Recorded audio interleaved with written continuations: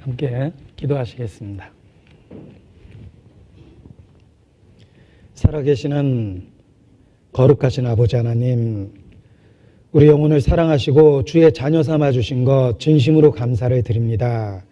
이 시간 모이기로 힘쓰라는 주의 말씀을 따라 하나님 앞과 그리스도 예수 안에서 한자리에 함께 모였습니다.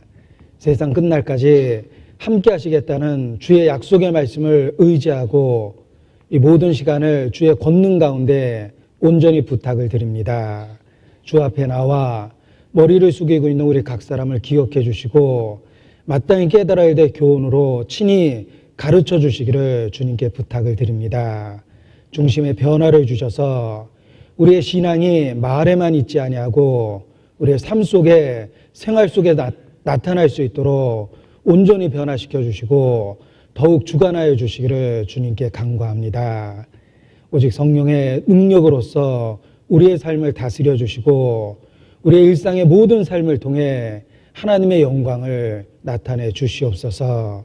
어디에 있든지 또 무엇을 하든지 누구를 만나든지 주의 자녀답게 언행할 수 있도록 온전히 주관하여 주시옵소서. 잠깐 후에 영원한 천국의 부르심을 입을 그때 아무런 허물 없이 부끄러움 없이 주님 만날 수 있기를 바라고 원합니다. 그날의 영광을 위해서 오늘 하루하루의 삶을 다스려 주시고 주의 권능으로 더욱 주관하여 주시기를 주님께 부탁을 드립니다. 혹 모임에 나오지 못한 우리 형제자매님들 있다면 기억해 주시고 어디에 있든 주님을 향한 마음을 열어주시며 교제를 향해 마음과 발걸음을 인도하여 주시기를 주님께 부탁을 드립니다. 또 이 시간 공주에서 4차 수양회가 진행되고 있습니다. 시종을 주의 권능으로 주관하여 주시고 참여한 영혼들 결코 헛되이 다녀가지 않도록 지켜주시기를 주님께 부탁을 드립니다. 많은 영혼 주님 앞에 나올 수 있도록 친히 역사하여 주시고 우리 가운데 하나님의 영광만을 나타내 주시옵소서. 또 봉사하는 그 손길에도 함께하여 주시고 봉사할 수 있는 기쁨을 주시고 영육 간의 건강도 주께서 친히 베풀어 주시기를 주님 앞에 기도합니다. 이 시간 온전히 주께 의지합니다. 우리를 사랑하시는 고마우신 우리 구주 예수님 이름으로 기도합니다. 아멘. 네, 함께 구약성경 에스겔 1장을 찾겠습니다. 구약성경 에스겔 1장입니다. 1151페이지 에스겔 1장 같이 찾겠습니다.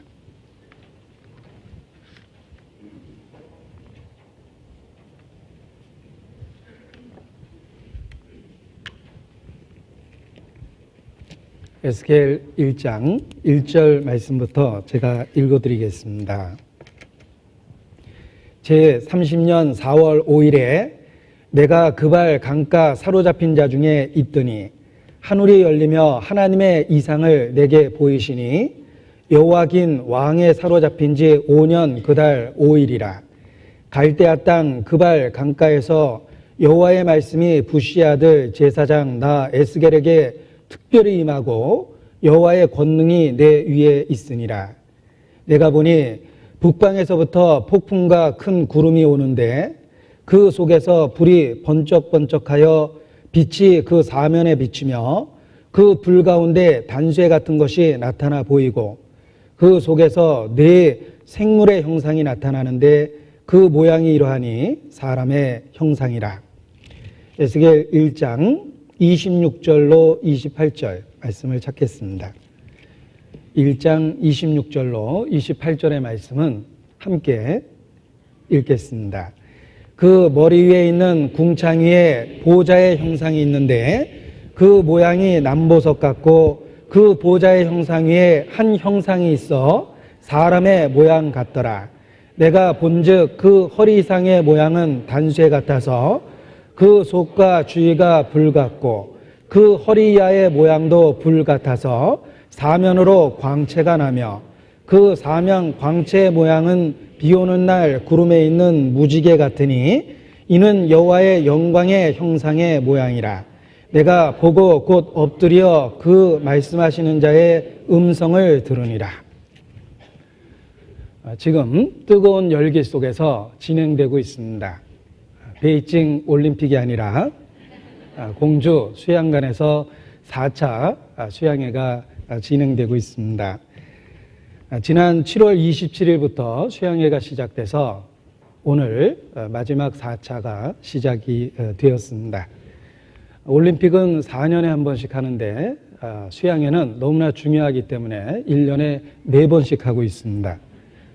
너무 중요하기 때문에 금메달을 딴 것보다 더 관심을 갖고 같이 마음으로 참여하는 것이 필요합니다.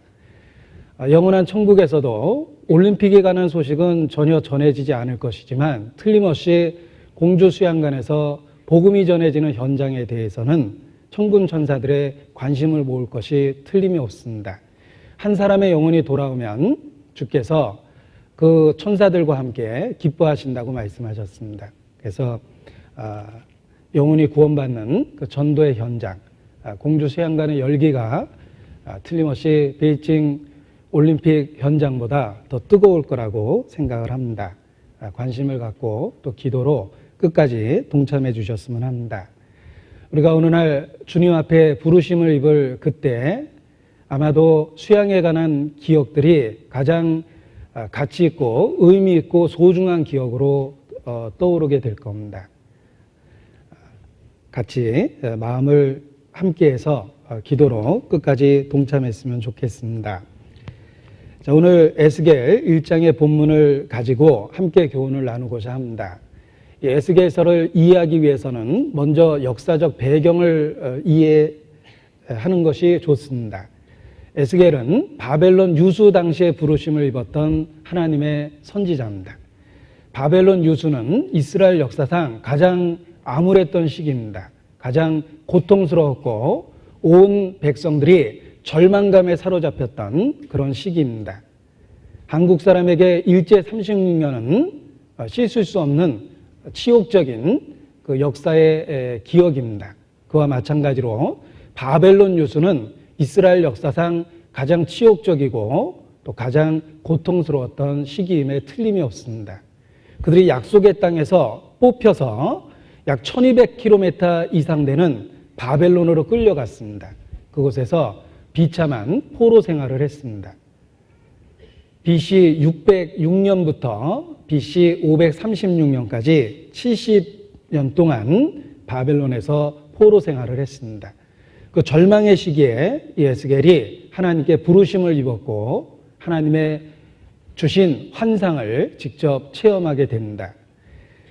바벨론 유수라는 그 암울했던 역사적 상황을 이해하기 위해서 에스겔서에 표시하시고 역사서 중에 열왕기하를 찾겠습니다. 열왕기하 25장입니다. 에스겔에 표시하시고 열왕기하 25장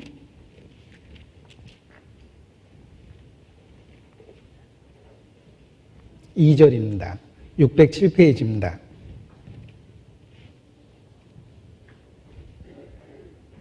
열왕기하 25장 2절. 성이 시드기야 왕 11년까지 에워싸였더니 6절 7절을 같이 읽겠습니다.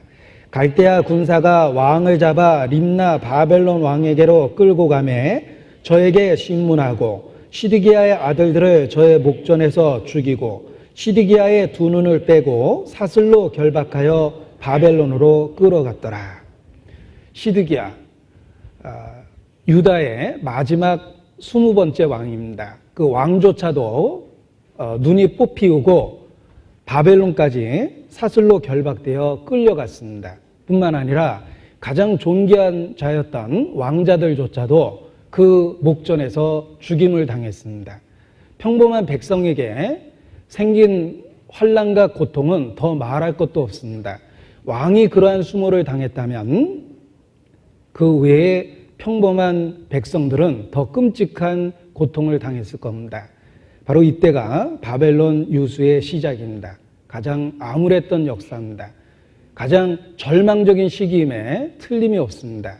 그들이 먼 1200km나 떨어져 있는 바벨론까지 끌려가서 노예 생활을 했습니다. 약 70여 년 그렇게 종노릇을 했습니다. 70년 동안 그들이 얼마나 절망감을 갖고 비참한 삶을 살았을지 우리는 충분히 이해할 수 있습니다. 이스라엘에게 있어서 약속의 땅 가나안은 너무나 소중합니다. 환난을 당해도 그곳에서 당했다면 그들은 소망을 갖고 견뎌낼 수 있었을 겁니다. 그런데 이국 땅, 낯선 땅에 끌려와서 노예 생활하고 있는 그들은 더욱더 절망감을 크게 가질 수밖에 없었을 겁니다. 이스라엘이 포로 시대에 어떤 상태였을까라고 생각할 때 시편 137편이 그들의 상태를 잘 설명해 주고 있습니다. 시편 137편도 보겠습니다. 틀림없이 어디선가 본 구절이 보일 겁니다. 시편 137편 1절. 이것이 포로 생활입니다. 1절 같이 읽겠습니다. 우리가 바벨론의 여러 강변 거기 앉아서 시온을 기억하며 울었도다. 자, 틀림없이 한 번쯤 봄직한 구절이라고 말씀을 드렸습니다. 80년대 초반에 세계적으로 히트한 그 By the River of Babylon, 바벨론 강가에서라는 그런 그 팝송이 있었습니다. 그 팝송의 가사가 바로 이 시편 137편 전체를 그 곡을 붙여서 만든 노래입니다. By the river of Babylon, there we sat down, yeah we have, when we remember Zion. 나이트클럽에 많이 다니신 분들은 틀림없이 들어보셨을 겁니다. 당시에 워낙 히트했기 때문에 저도 그 따라 부른 기억이 있습니다. 그때는 그게 무슨 말인지 몰라서 다들 이불 개고 밥 먹어 이렇게 다들 이불 개고 밥 먹어 이렇게 따라 불렀던 유명한 노래입니다. 자, 그런데 이 유명한 노래가 이스라엘의 가장 그 암울했던 시기의 역사를 배경으로 만들어진 겁니다. 그 가사 자체가 슬픈 가사죠. 멜로디는 정말 경쾌한데 가사는 아주 슬픈 가사입니다. 우리가 바벨론의 여러 강변 거기에 앉아서 시온을 기억하며 울었도다. 이것이 포로의 삶입니다. 가장 암울했던 시기에 그들의 절망감을 잘 표현하고 있습니다. 그들은 시온 땅에서 뽑혀 바벨론 강가에 앉아 있었습니다. 그리고 그곳에 앉아서 시온을 생각하며 울고 있었습니다. 가장 절망적인 이 시기에 에스겔이 부르심을 입었던 겁니다. 이 바벨론 유수는 사실 영적으로 적용하면 현세의 우리의 삶의 모습을 그대로 반영하고 있습니다. 우리가 하나님의 형상으로 지음을 받았음에도 불구하고 천성에서 쫓겨나 하나님의 통치로부터 벗어나서 죄악 가운데 태어났습니다. 하나님의 백성이 하나님이 주신 땅에 있지 아니하고 먼 바벨론에 끌려가 있는 것처럼 하나님의 형상으로 지음을 받은 사람이 죄악 가운데서 하나님으로부터 멀리 떠나 고통과 슬픔과 번뇌 속에서 살고 있습니다. 이스라엘의 바벨론 유수가 영적으로 적용하면 현세의 우리의 삶의 모습과 너무나도 유사합니다.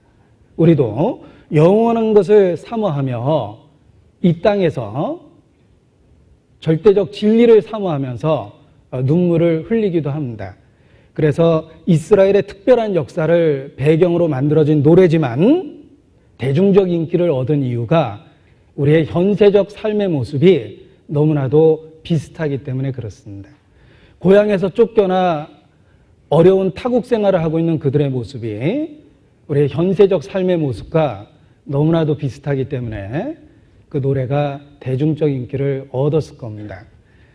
자, 그런데 이러한 바벨론 유수는 비참한 현세적 삶을 보여줄 뿐만 아니라 구원받은 성도에게조차도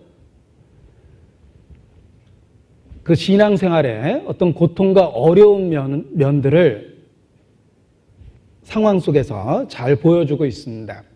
구원받은 성도도 사실 여전히 죄성 가운데 있습니다.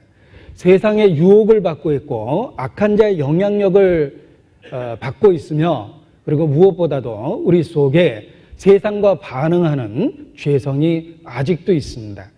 그 죄성의 영향 아래, 죄성의 강한 그 힘을 느끼고 있는 그 상태가 이 바벨론에 포로 잡혀 있는 이스라엘의 모습과 너무나 유사하다, 이렇게 말할 수 있습니다. 우리가 하나님께 약속을 받았음에도 불구하고 아직 죄성의 영향 아래에 있습니다. 우리 속에 원하지 않는 죄의 욕망이 우리를 사로잡고 우리를 비참하게 만들 때도 있습니다.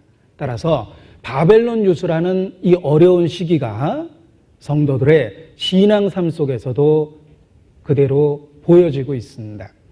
히브리서 2장입니다. 히브리서 2장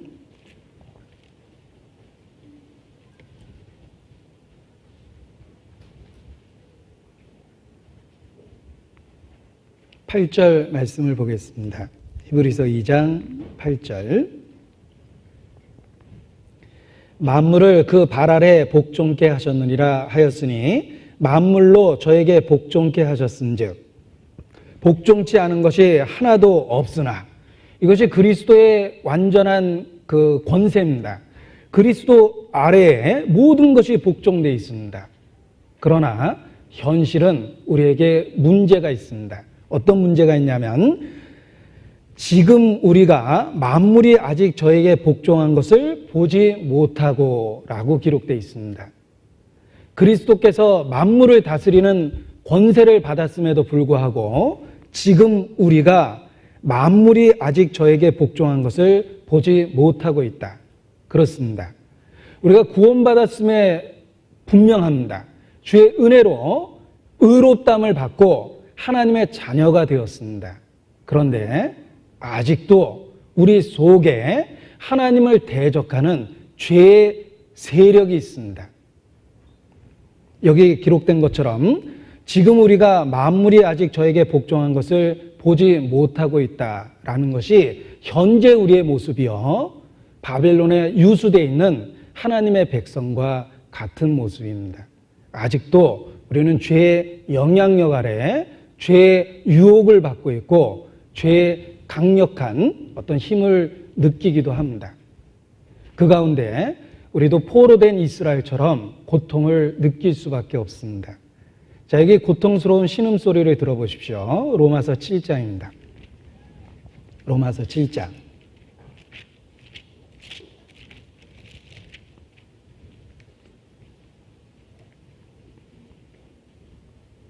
(18절)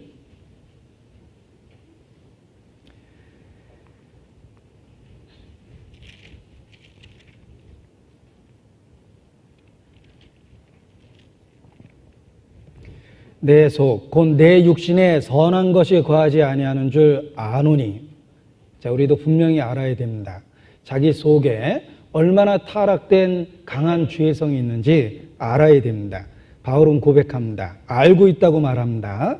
내 속 곧 내 육신에 선한 것이 거하지 아니하는 줄 아노니 원함은 내게 있으나 선을 행하는 것은 없노라. 내가 원하는 바 선은 하지 아니하고 도리어 원치 아니하는 바 악은 행하는도다. 만일 내가 원치 아니하는 그것을 하면 이를 행하는 자가 내가 아니요 내 속에 거하는 죄이니라. 그러므로 내가 한 법을 깨달았노니 곧 선을 행하기 원하는 나에게 악이 함께 있는 것이로다. 자, 우리도 이러한 현실을 발견할 때가 있습니다.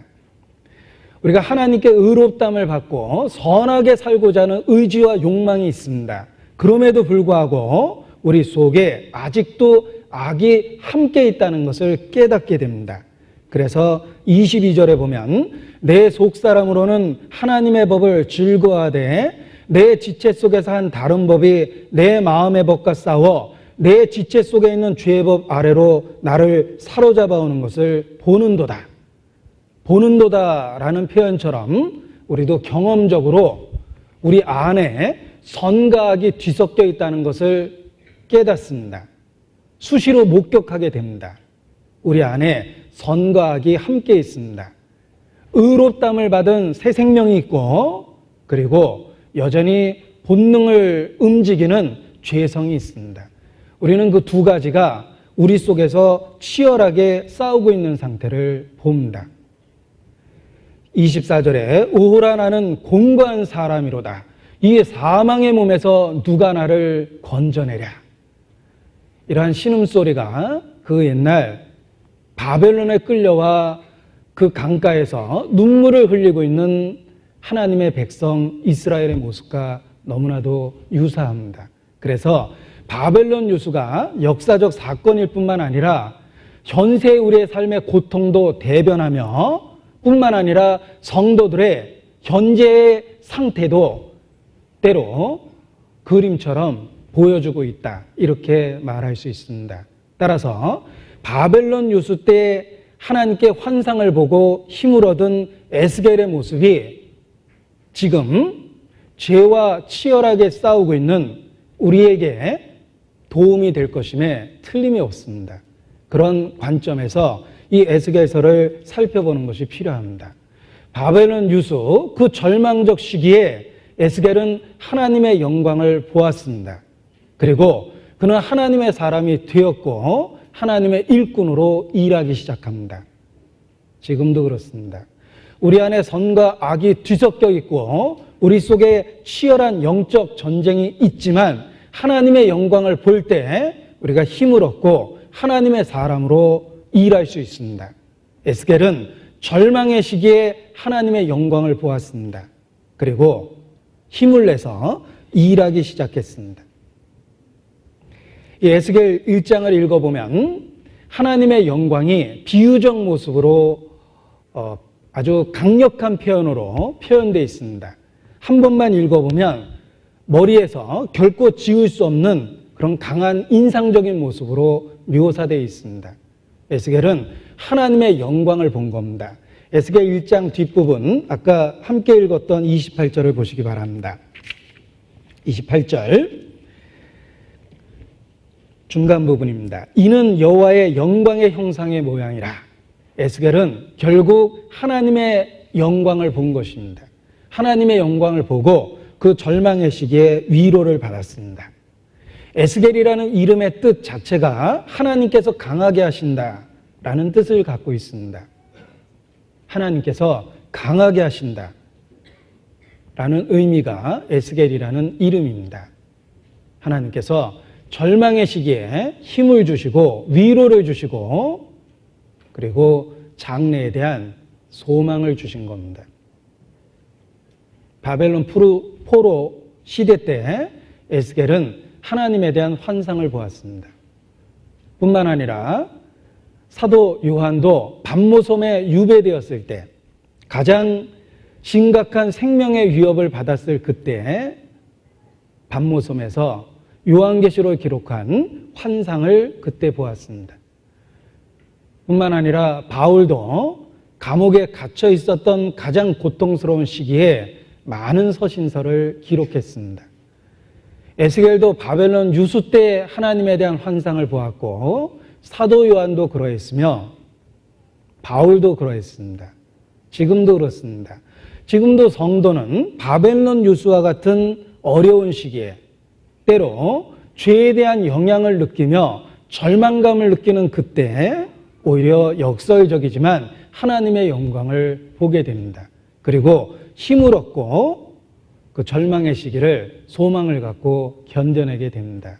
에스겔이 그러했던 것처럼 우리도 성경을 통해 하나님의 영광을 볼 때 현재의 치열한 영적 전투를 승리로 이끌 수 있는 힘을 얻고 장래에 대한 소망을 다시 붙잡을 수 있습니다.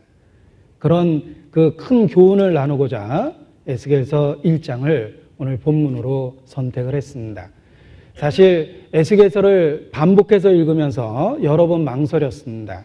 왜냐하면 이해하기도 어렵고 설명한다는 것은 더더욱 어렵습니다.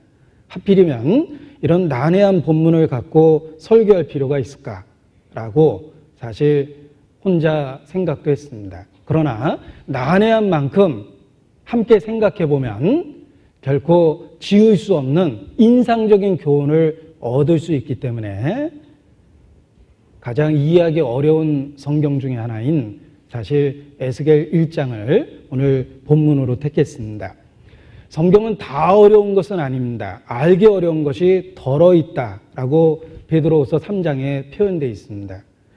우리가 생선을 먹으려고 요리를 해보면 대부분은 먹기 좋은 살로 이루어져 있습니다. 그러나 먹기 어려운 숨겨진 속살이라든지 또는 가시가 많은 부분도 있습니다. 그런데 먹기 어려운 만큼 사실 맛은 그 부위가 더 있습니다. 성경 말씀도 때로는 이해하기 어려운 그 표현 속에 아주 인상적인 지울 수 없는 교훈들이 들어있기도 합니다.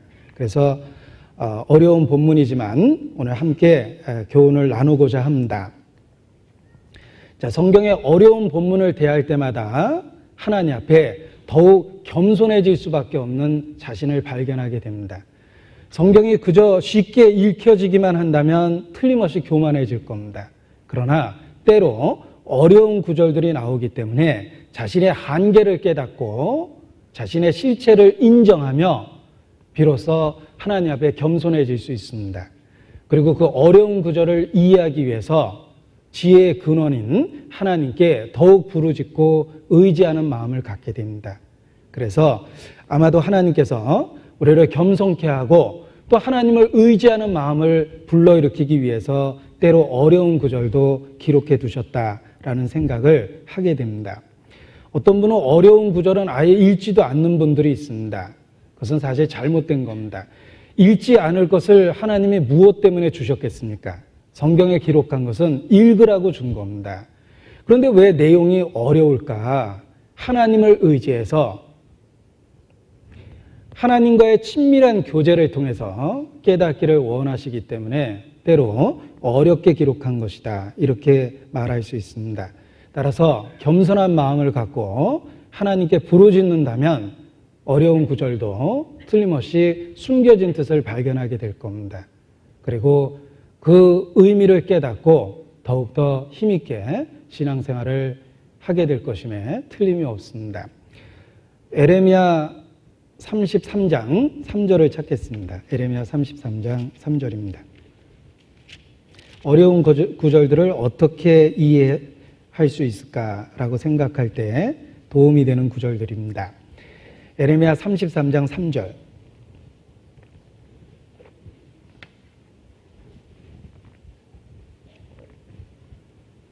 1106페이지입니다.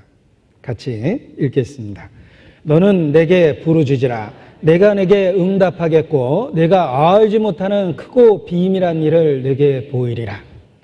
자, 성경의 어려운 구절을 발견하게 됐을 때 그 문제를 해결할 수 있는 방법입니다. 하나님께 부르짖는 겁니다.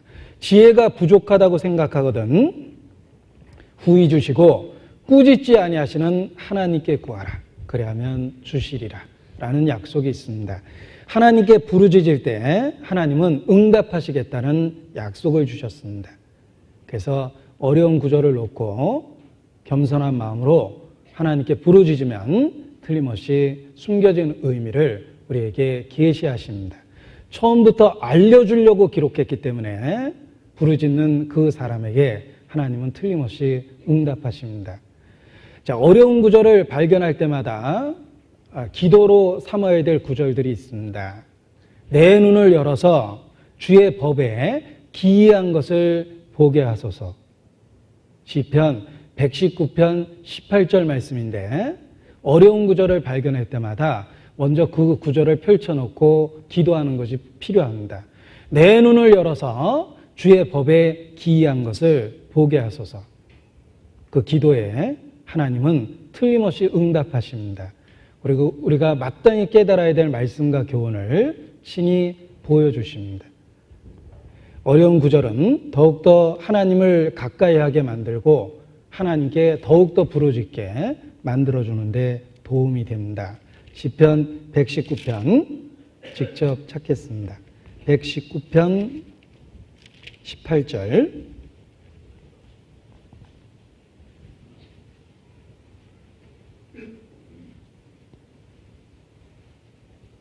119편 18절입니다. 같이 읽죠. 내 눈을 열어서 주의 법에 기이한 것을 보게 하소서. 34절.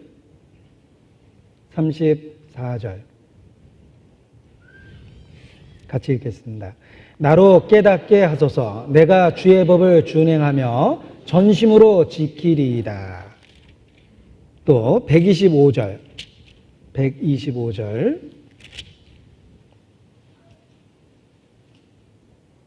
또 같이 읽겠습니다. 나는 주의 종이오니 깨닫게 하사 주의 증거를 알게 하소서. 130절도 같이 읽겠습니다. 주의 말씀을 열므로 우둔한 자에게 비치어 깨닫게 하나이다. 자, 여기 시편의 기자도 하나님의 말씀을 깨닫기 위해서 간절하게 기도하고 있는 모습이 반복적으로 보입니다. 우리도 마찬가지입니다. 꼭 이해하기 어려운 난해한 구절이 있다면 이와 같이 내 눈을 열어서 주의 법에 기이한 것을 보게 하소서라는 기도 속에서 그 말씀의 의미를 깨달을 수 있습니다. 그래서 오늘 이 어려운 구절을 생각하기 전에 먼저 하나님 앞에 지혜를 구하는 그런 기도하는 마음이 필요하다라는 것부터 함께 일깨웠습니다. 자, 그러면 기도하는 마음으로 한 구절 한 구절 생각을 해보겠습니다. 에스겔은 하나님이 보여주시는 큰 환상, 결코 잊을 수 없는 그 충격적인 환상을 보게 됩니다. 어떤 모습인지 보겠습니다. 에스겔 1장 4절입니다.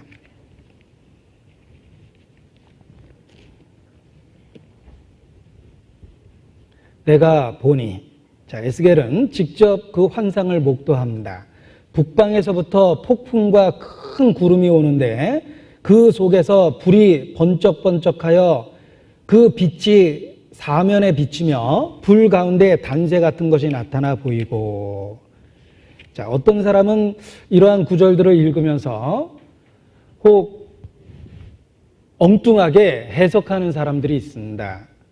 들어보셨는지 모르겠지만 이 성경에 UFO에 관한 것이 있다라고 주장하는 사람들이 있습니다.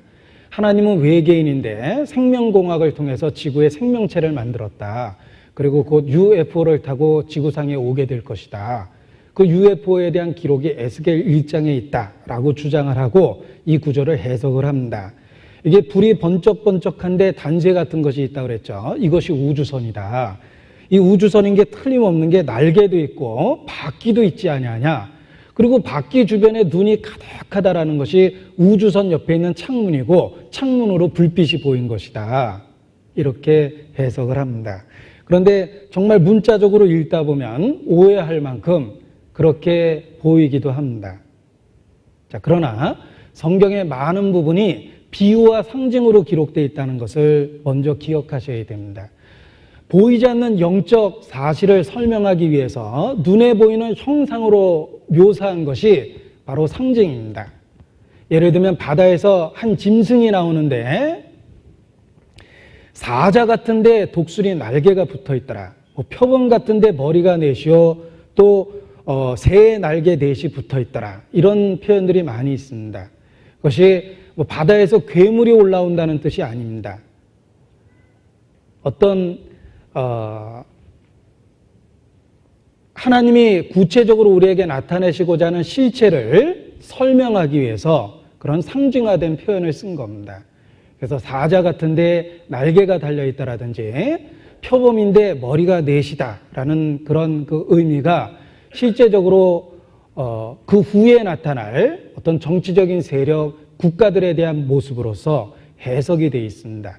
그런데 만일 그것을 문자 그대로 잘못 오해한다면 마지막 때 바다에서 큰 괴물들이 나타난다라는 식의 해석을 하게 될 겁니다.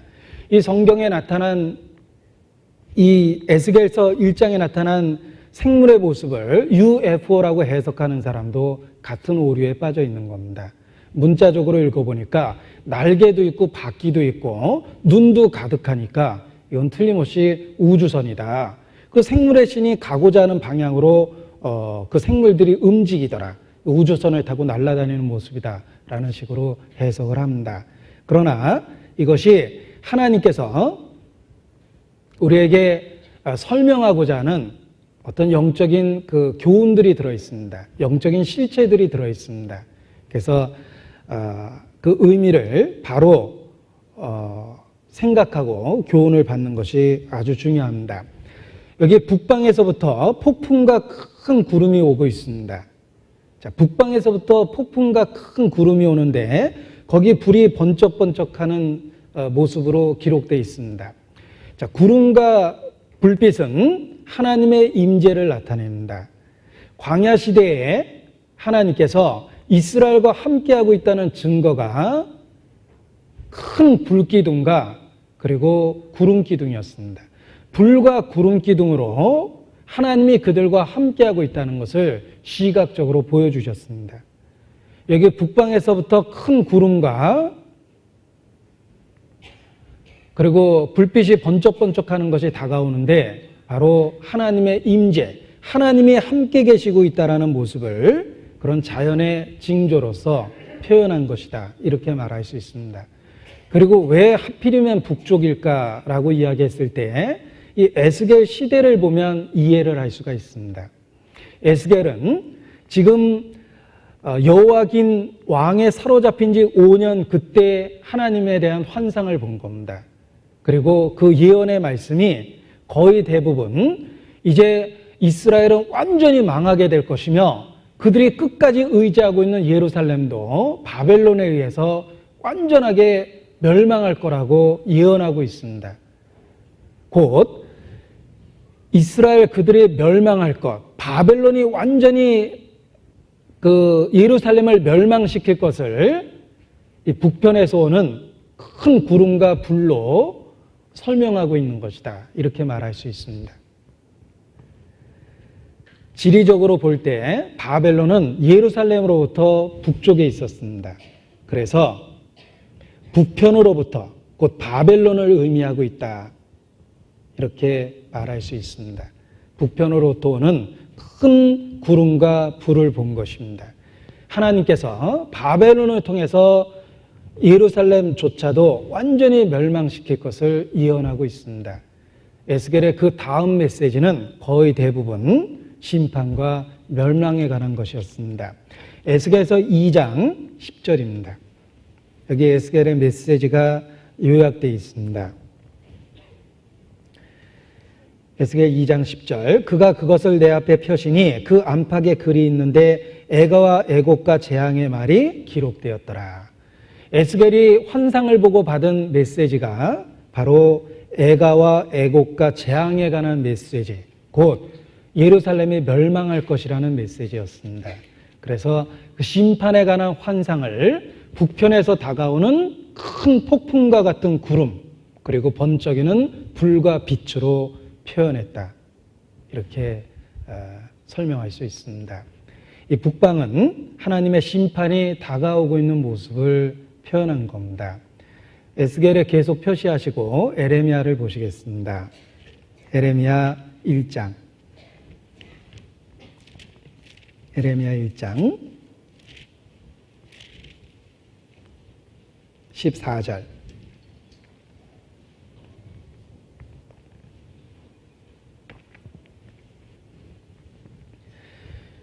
여호와께서 내게 이르시되 재앙이 북방에서 일어나 이 땅의 모든 거민에게 임하리라. 재앙이 북방에서 일어날 것이다. 에레미야 4장 6절입니다. 이 임박한 바벨론에 의한 그 침공을 이와 같이 묘사한 겁니다. 4장 6절 시온을 향하여 기호를 세우라. 도피하라. 지체하지 말라. 내가 북방에서 재앙과 큰 멸망으로 이르게 할 것임이니라. 북방에서부터 재앙과 큰 멸망이 이르게 할 것이다. 바벨론의 침공입니다. 에레미야 6장 1절 베냐민 자손들아 예루살렘 중에서 피난하라. 드고아에서 나팔을 보고 베닷게렘에서 기호를 들라. 재앙과 큰 파멸이 북방에서 엿보아 오미니라. 자, 이와 같이 동시대에 살았던 에레미야서를 통해서도 하나님은 북방에서부터 오는 재앙을 경고하신 겁니다. 따라서 큰 폭풍과 구름과 불이 몰려 들어오고 있는 모습이 바로 하나님의 심판이 다가오고 있는 모습을 보여준 것이다. 그래서 북쪽에서 오는 것으로 묘사되어 있다. 이렇게 말할 수 있습니다. 자, 그리고 뿐만 아니라 재미난 것은 하나님을 묘사할 때 성경은 북쪽과 연결해서 말씀하고 계십니다. 이사야서 14장에 보면 북극 보좌 위에 좌정하리라. 하나님이 북극 보좌 위에 있다라는 암시가 있습니다. 또 시편 75편에 보면 높이는 일이 동으로나 서로나 나무로 말미암지 않고 여호와께로 말미암는다. 동으로나 서로나 나무로 말미암지 않고 그 다음에 북쪽이라고 나올 것 같은데 여호와께로부터 말미암는다. 이렇게 기록되어 있습니다. 따라서 하나님과 북쪽을 연결시켜서 표현하고 있습니다. 실제 지리적으로 하나님이 북쪽에 계신지 아니면 상징적 의미인지 때로 해석하기 어렵기도 하지만 분명한 것은 하나님과 북쪽을 연결시키고 있다는 겁니다. 하나님께로부터 오는 심판이다 라는 의미를 보여주고 있습니다. 북방에서부터 오는 큰 구름과 폭풍우는 하나님께로부터 오는 심판입니다. 욥기 37장입니다. 욥기 37장 초반부터 보시면 제가 에스겔 1장을 본문으로 택한 걸 후회할 수밖에 없습니다. 내가 졸게 만들었나 또 죄책감이 생깁니다. 욥기 37장 22절입니다. 욥기 37장 22절 같이 읽죠. 북방에서는 금빛이 나오나니 하나님께는 두려운 위험이 있느니라. 자, 이와 같은 표현들이 성경에 아주 많이 나옵니다. 따라서 북방에서부터 오는 폭풍우는 하나님의 임재를 나타낸다고 그랬죠. 하나님이 직접 계획하시고 하나님이 이끄시는 재앙이다. 구체적으로는 북쪽의 바벨론으로부터의 침공입니다. 그래서 이제 예루살렘은 완전히 멸망할 위기 속에 있는 겁니다. 그것을 에스겔에게 환상으로 보여주셨습니다. 내가 보니 북방에서 큰 폭풍우와 구름과 불빛이 번쩍이는 것들이 다가오더라. 이렇게 묘사를 한 겁니다. 그런데 이 에스겔은 아주 표현할 수 없는 이상한 그 생물을 봅니다. 네 생물의 형상을 보게 되는데 5절에 보면 에스겔 1장 5절 보겠습니다. 에스겔 1장 5절. 그 속에서 네 생물의 형상이 나타나는데 그 모양이 이러하니 사람의 형상이라. 자, 이게 아주 표현하기 어려운 네 생물의 모습을 보게 됩니다. 그런데 에스겔이 보았던 이 네 생물이 구체적으로는 그룹을 보았다. 이렇게 표현되어 있습니다. 그룹. 에스겔 10장입니다. 에스겔 10장. 오늘 어려운 말이 많이 나오죠? 그룹. 에스겔 10장 20절입니다.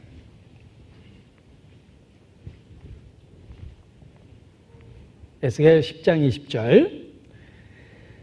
그것은 내가 그발 강가에서 본 바 이스라엘의 하나님 아래에 있던 생물이라. 그들이 뭐라고 그랬죠? 그룹들인 줄 내가 아니라. 결국은 에스겔이 보았던 그 생물이 그룹입니다. 자, 이 그룹은 케루빔이라고 그러는데 케루빔, 그룹, 뭐 발음을 어떻게 하든 간에 천사의 일종입니다. 이 성경에 하나님이 다스리는 천사가 여러 종류가 기록되어 있습니다. 그룹이라든지 스랍이라든지 이런 모습이 천사의 종류를 나타냅니다. 그룹이 처음 성경에 나오는 것은 에덴 동산에서 아담을 쫓아냈을 때 하나님이 그룹들과 두루 도는 화영검을 통해서 생명나무로 나아가는 길을 지켰다라고 이렇게 표현되어 있는 곳에 그룹이 처음 나옵니다. 두루 도는 화영검을 통해서 생명나무에 나아가는 길을 지킨 하나님의 천사를 그룹이라고 합니다. 그리고 성막을 만들었을 때 법궤를 만듭니다. 그 법궤의 뚜껑이 시은좌라고 그래서 하나님의 은혜가 베풀어지는 속죄소입니다. 그 시은좌 뚜껑 위에 그룹 두 개를 그 법계를 내려다보는 모습으로 날개를 펴고 있는 그룹들의 모습을 조각을 한다. 그래서 법계, 시은자라는 곳에 두 그룹들이 조각되어 있습니다. 그때도 그룹이 나옵니다. 그리고 또 지성소에 들어가는 곳에 커튼이 쳐 있죠. 그걸 휘장이라고 그러는데 그 휘장에 수를 놓은 그 그림도 그룹을 수놓았습니다. 하나님께 나아가는 길을 막고 있다라는 뜻이죠. 천사입니다. 하나님의 말씀의 수행자로 에덴 동산을 지켰고 법의 수호자이며 하나님께 나아가는 길을 막고 있는 그런 천사입니다. 그것을 그룹이라고 그러는데 에스겔이 바로 보았던 그 환상이 그룹들의 모습을 본 겁니다. 이 그룹에 대한 아주 구체적인 묘사를 에스겔서 1장에 하셨습니다. 그 이유는 이 그룹의 외적 모습을 우리에게 가르쳐 주려고 그러는 것이 아닙니다. 생각해 보십시오. 그룹이나 스랍과 같은 천사는 영이기 때문에 인간의 언어로 표현될 수가 없습니다. 그런데 왜 날개라든지 바퀴라든지 단새라든지 눈이라든지 그런 모습으로 묘사를 하셨을까? 그것은 그 그룹의 외적 모습을 묘사한 것이 아니라 그룹이 하는 일을 우리에게 설명해 주시기 위해서입니다. 따라서 에스겔서 1장에 묘사된 그룹은 그 외적 모습을 표현한 것이 아니라 그룹이 하고 있는 일, 그 기능을 우리에게 가르쳐 주는 것이다. 이렇게 말할 수 있습니다. 그룹은 하나님의 일을 한다. 천사는 하나님의 말씀을 수행하는 도구입니다. 따라서 그룹에 대한 기능적 묘사는 하나님이 하시는 일을 설명하기 위해서 묘사한 것이다. 이렇게 말할 수 있습니다. 에스겔서 1장을 읽을 때 천사의 외적 모습을 기록한 게 아니라 천사가 하고 있는 일을 우리에게 설명해 주신 겁니다. 날개, 얼굴, 바퀴, 눈 이와 같은 묘사는 하나님의 역사가 천사를 통해 우리에게 어떻게 나타나시는지 하나님의 하시는 일을 우리에게 설명한 것이다. 이렇게 볼 때 비로소 에스겔서 1장이 보입니다. 자, 천사는 하나님의 일을 수행하는 일꾼입니다. 따라서 천사에 대한 외적 묘사는 하나님이 하시는 일에 대한 설명입니다. 시편 103편입니다. 시편 103편 20절입니다. 여기 천사에 대한 묘사가 있습니다.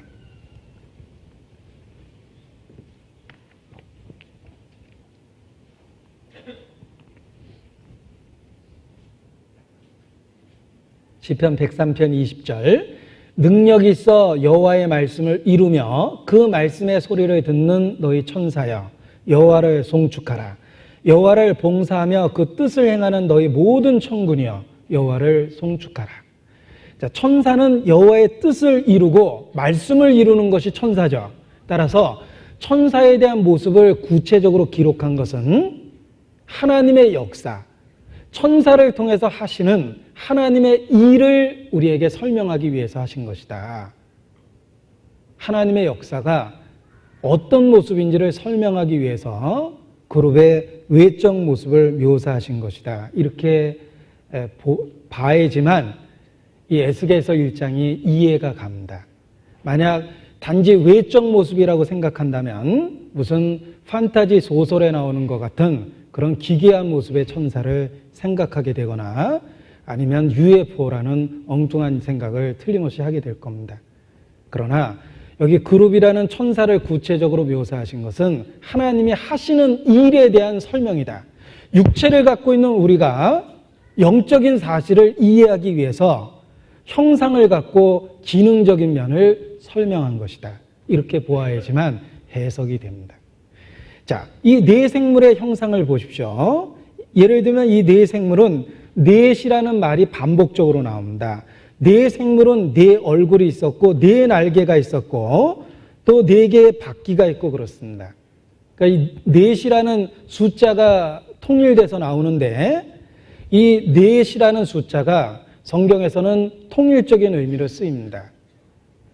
때로는 동서남북이라는 사방을 표현하고 하나님이 다스리는 모든 세계를 의미합니다. 어려운 말로 하나님의 편재성이죠. 하나님은 어느 곳이나 있습니다. 동이든 서든 남이든 북이든 하나님은 모든 곳에 계십니다. 무소부재하다 그러죠. 하나님은 어느 곳이나 다 있습니다. 그것을 네 개의 얼굴, 네 개의 바퀴, 네 개의 날개, 모든 곳에서 역사하시는 하나님의 모습을 설명한 것이다. 이렇게 말할 수 있습니다. 이 그룹의 구체적인 모습이 여기 기록되어 있습니다. 10절 보겠습니다. 10절. 에스겔 1장 10절. 그 얼굴들의 모양은 넷의 앞은 사람의 얼굴이요, 넷의 우편은 사자의 얼굴이요, 넷의 좌편은 소의 얼굴이요, 넷의 뒤는 독수리의 얼굴이니 그 얼굴은 이러하며. 자, 이 네 생물은 아주 독특한 모습을 갖고 있죠. 네 개의 얼굴을 각각 갖고 있었습니다. 사람 같기도 하고 사자 같기도 하고 또 소의 모습이기도 하며 그리고 독수리의 모습 같기도 했습니다. 네 개의 얼굴을 갖고 있습니다. 에스겔 10장 14절 반복적으로 표현되어 있습니다. 에스겔 10장 14절 같이 읽겠습니다. 그룹들은 각기 네 면이 있는데 첫 면은 그룹의 얼굴이요, 둘째 면은 사람의 얼굴이요, 셋째는 사자의 얼굴이요, 넷째는 독수리의 얼굴이더라. 각각 네 개의 얼굴이 나타나고 있습니다. 요한계시록 4장입니다. 요한계시록 4장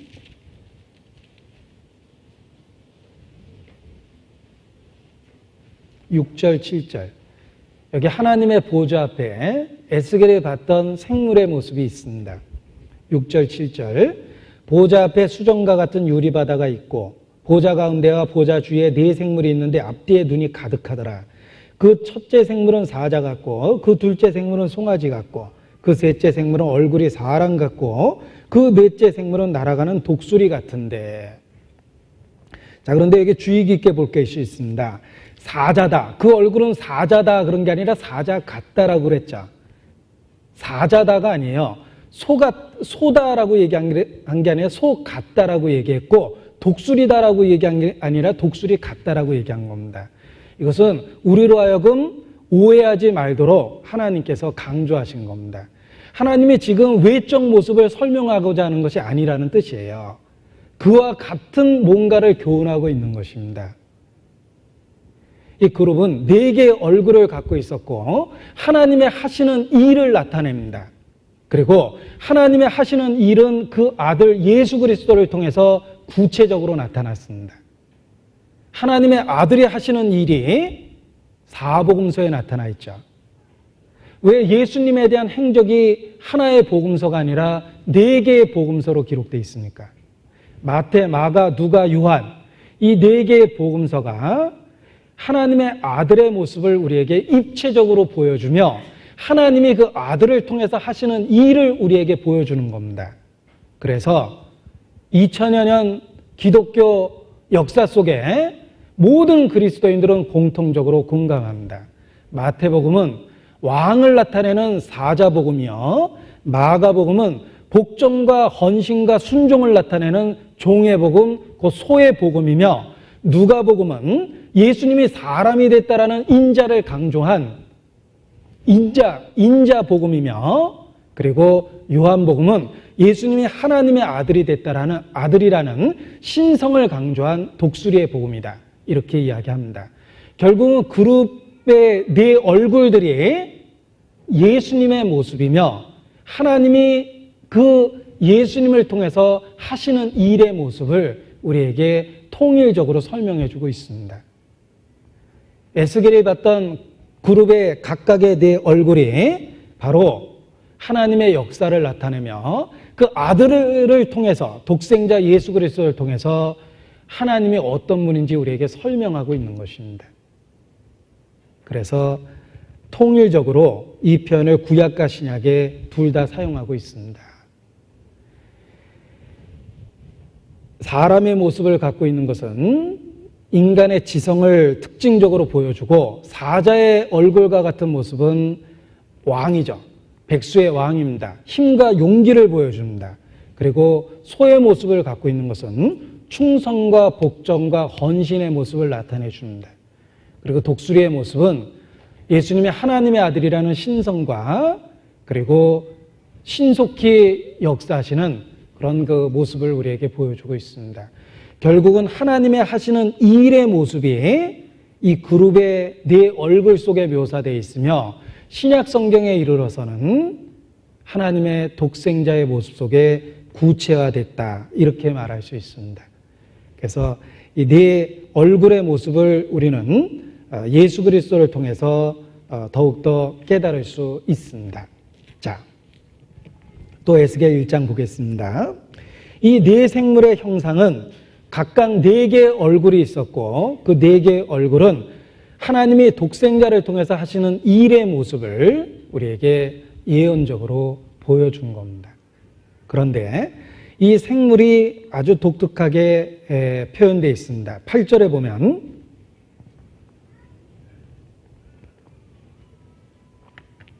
그 사면 날개 밑에는 각각 사람의 손이 있더라. 자, 이 네 생물은 날개를 갖고 있습니다. 그런데 그 날개 밑에는 각각 사람의 손이 있더라 라고 묘사되어 있습니다. 자, 날개 밑에 있는 사람의 손.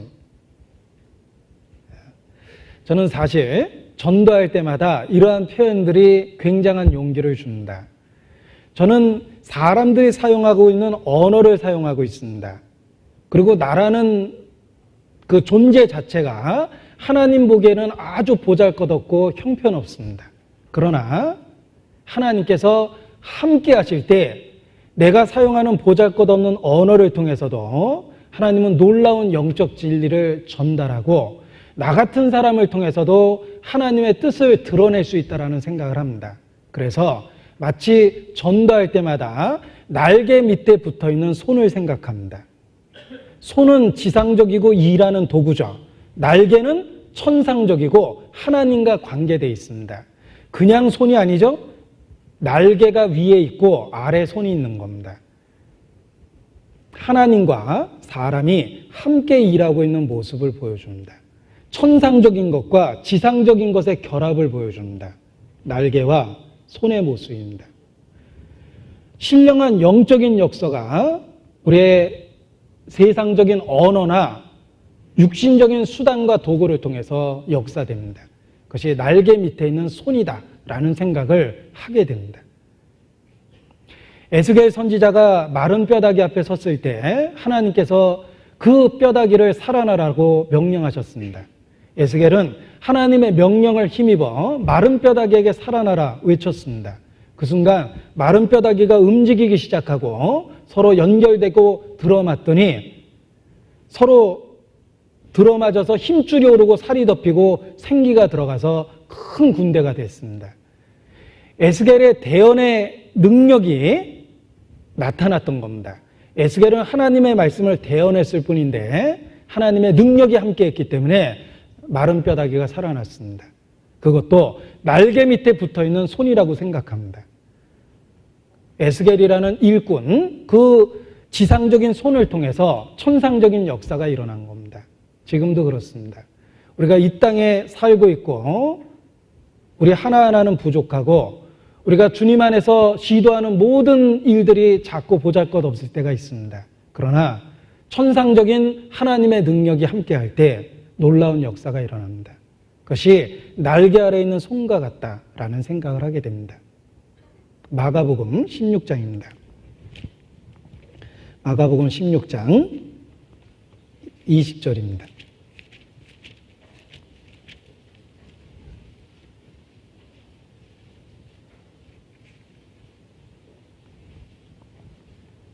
마가복음 16장 20절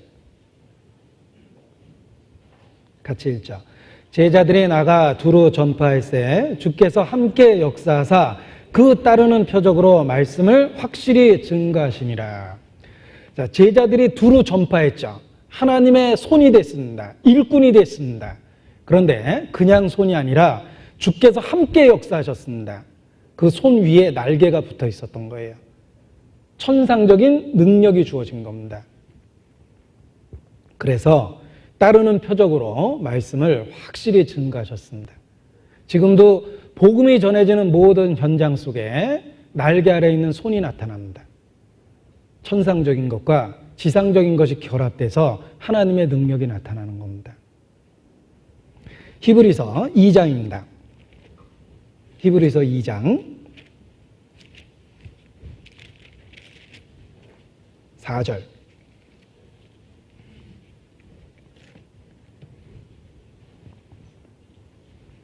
(2장 4절) 같이 읽겠습니다. 하나님도 표적들과 기사들과 여러 가지 능력과 및 자기의 뜻을 따라 성령에 나눠주신 것으로서 저희와 함께 증가하셨느니라.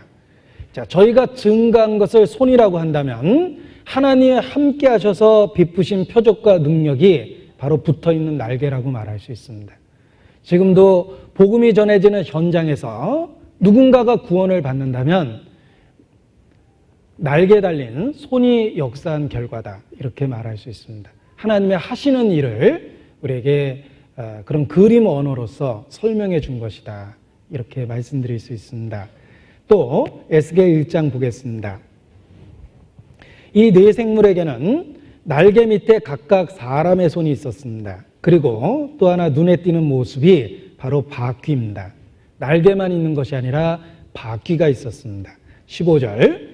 내가 그 생물을 본즉 그 생물 곁 땅 위에 바퀴가 있는데 그 네 얼굴을 따라 하나씩 있고 그 바퀴의 형상과 그 구조는 넷이 한결 같은데 황옥 같고 그 형상과 구조는 바퀴 안에 바퀴가 있는 것 같으며 행할 때는 사방으로 향한 대로 돌이키지 않고 행하며 그 둘레는 높고 무서우며 그 네 둘레로 돌아가면서 눈이 가득하며 생물이 행할 때 바퀴도 그 곁에서 행하고 생물이 땅에서 들릴 때 바퀴도 들려서 어디든지 신이 가려하면 생물도 신에 가려하는 것으로 가고 바퀴도 그 곁에서 들리니 이는 생물의 신이 그 바퀴 가운데 있음이라.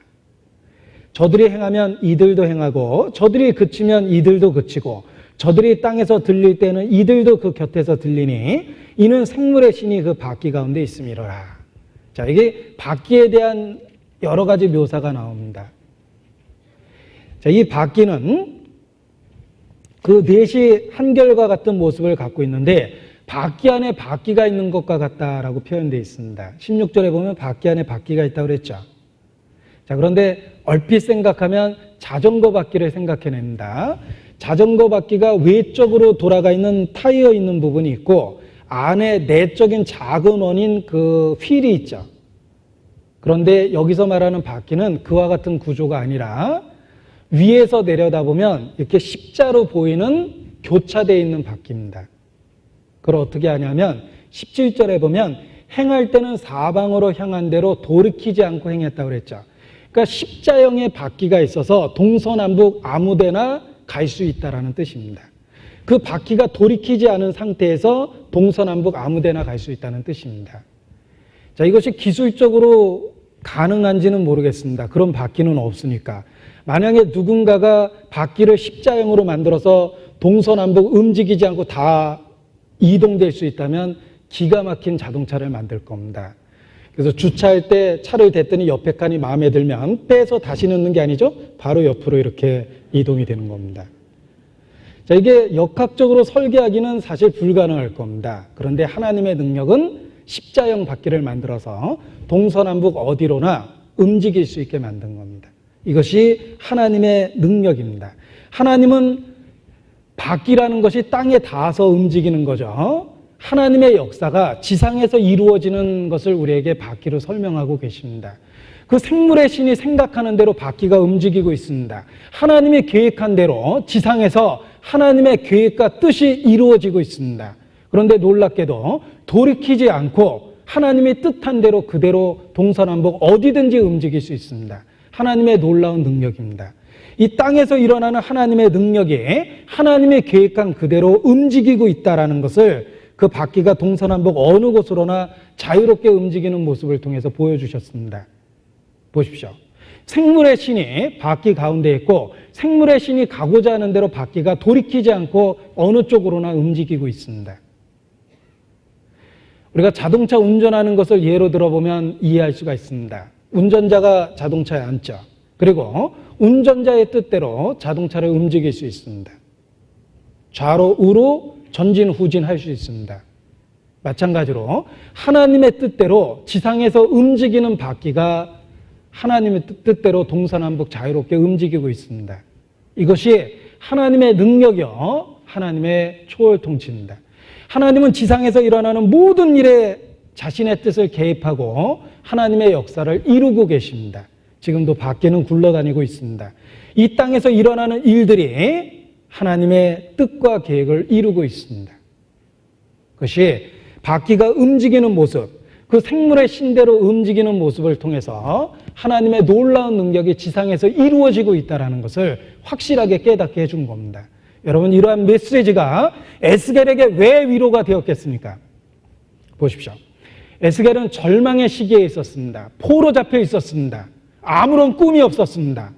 고향 땅에서 쫓겨나서 타국에서 노예가 돼서 울고 있었습니다. 그에게 바퀴가 하나님의 뜻대로 움직이고 있다는 것에 대한 깨달음은 틀림없이 위로가 됐을 겁니다. 지금은 절망적인 상황처럼 보이지만 하나님의 계획이 있다. 그는 소망과 위로를 틀림없이 발견할 수 있었을 겁니다. 하나님의 놀라운 능력은 돌이키지 않고 동서남북 어디로나 행하십니다. 그 절망적 상황 아래서 하나님이 이 땅에 행하고 있다는 바퀴에 대한 계시는 틀림없이 큰 위로를 주었을 겁니다. 에스겔은 그러한 환상을 통해서 장래에 대한 소망을 가질 수가 있었던 겁니다. 바퀴는 하나님의 뜻대로 움직이고 있습니다. 자, 이 자동차가 신호를 따라서 움직입니다. 붉은색 앞에서 멈추고 파란색 앞에서 움직입니다.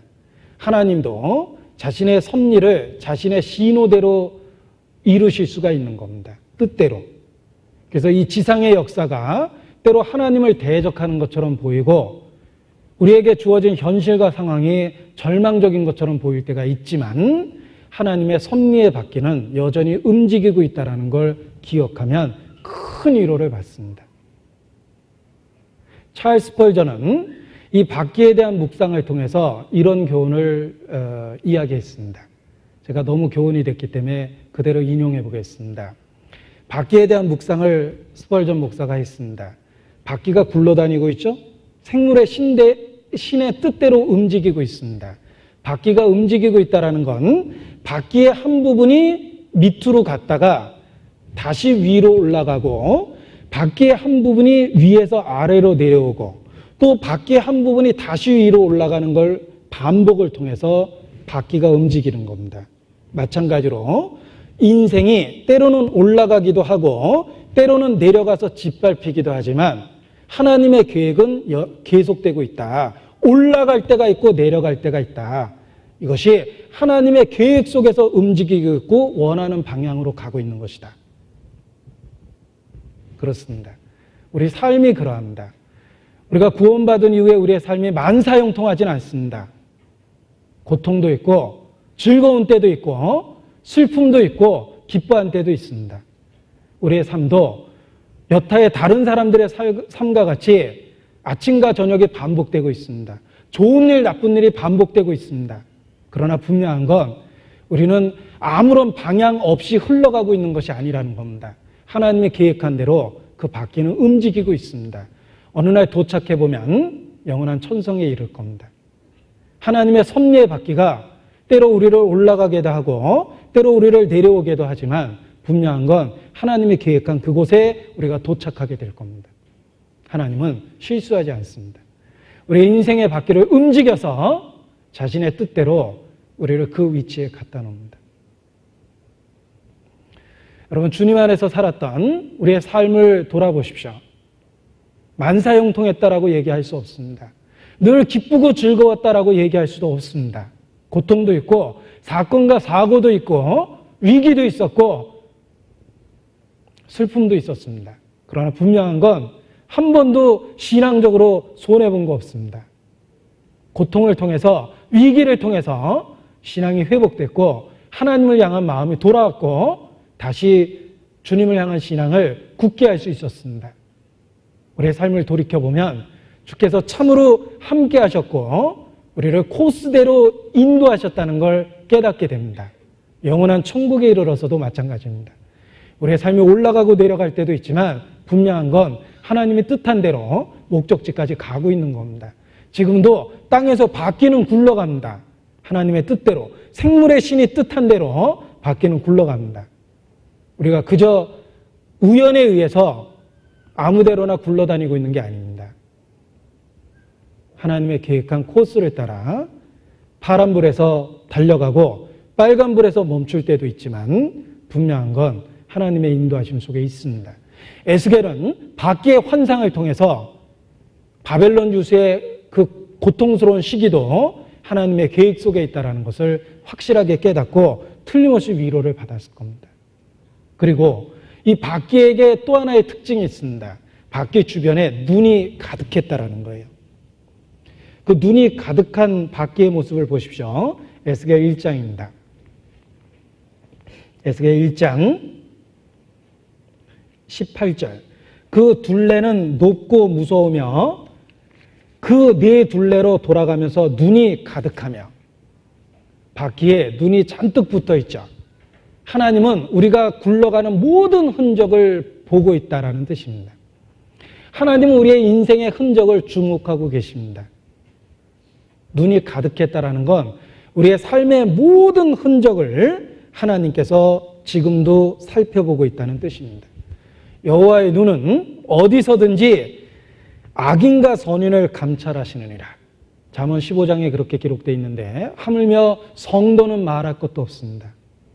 하나님은 성도의 모든 삶을 감찰하고 계십니다. 바퀴에는 눈이 가득합니다. 우리의 삶의 모든 것을 지켜보시는 하나님에 대해서 알려주고 있습니다. 하나님이 모르는 사이에 우리가 슬픔을 당하고 하나님이 우리를 잊어버린 가운데서 고통을 당하는 것이 절대 아닙니다. 우리가 한 부분이 바퀴 밑으로 내려와서 짓눌려 있다면 거기에도 눈이 있다는 걸 아셔야 돼요. 여전히 하나님은 우리를 감찰하고 계십니다. 우리의 삶의 모든 것을 그분이 보고 있다는 것이 우리에게 큰 위로가 되는 겁니다. 성경에 여호와께서 감찰하신다라는 표현이 참 많습니다. 역대하 16장입니다. 역대하 16장 9절.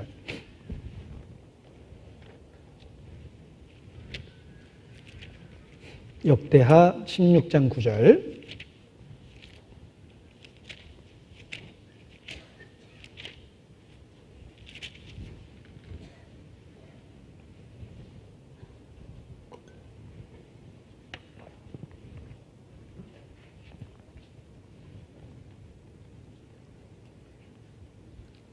여호와의 눈은 온 땅을 두루 감찰하사 전심으로 자기에게 향하는 자를 위하여 능력을 베푸시나니.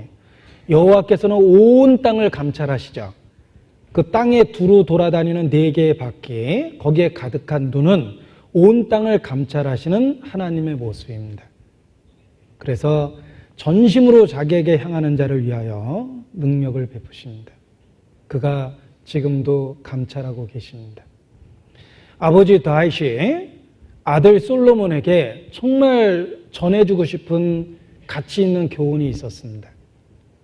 사랑이 가득한 마음을 갖고 솔로몬에게 유언과 같은 교훈을 주십니다. 꼭 우리의 아버지가 우리를 정말 사랑하는 마음으로 우리에게 뭔가 값진 유언을 남겨준다면 관심 있게 들어야 됩니다. 아버지 다윗이 아들 솔로몬에게 유언과 같은 교훈을 주고 있습니다. 뭐라고 그러는지 보겠습니다. 역대상 28장입니다.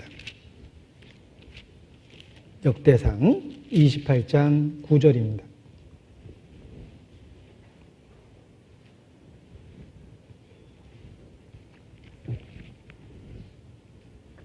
같이 읽죠. 내 아들 솔로몬아, 너는 내 아비의 하나님을 알고 온전한 마음과 기쁜 뜻으로 섬길지어다. 여호와께서는 문 마음을 감찰하사 모든 사상을 아시나니 내가 저를 찾으면 만날 것이요 버리면 저가 너를 영원히 버리시리라. 자, 내 아들 솔로몬아, 사랑이 가득한 표현입니다. 저는 개인적으로 우리 아이에게도 이것 꼭 얘기해 주고 싶습니다. 우리 아이의 이름이 일원인데 내 아들 일원아, 이렇게 해서 똑같이 인용하고 싶은 마음이 가득합니다. 정말 아버지로서 사랑이 가득한 교훈을 주고 있습니다. 너는 네 아비의 하나님을 알고 온전한 마음과 기쁜 뜻으로 섬길지어다.